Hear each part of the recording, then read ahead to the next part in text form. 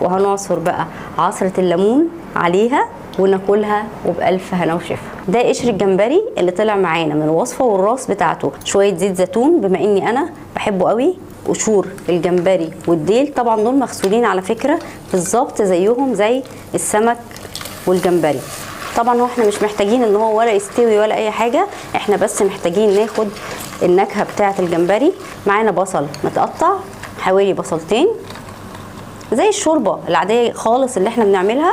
كل المكونات، وهنحط جزر 2 من الطماطم، نحط فصين من المستكة، وهننزل بكوبايتين من المية السخنة لحد ما الجزر والطماطم والبصل يستووا، وهوريكم هنعمل ايه. كده بعد ما الشوربة غلت معانا واخدنا كل النكهات من قشور السمك اللي احنا قلنا عليها، خدناها كلها، وكمان مع الجزر والحاجات اللي احنا حطيناها، احنا بس محتاجين نحط رشة من الملح والفلفل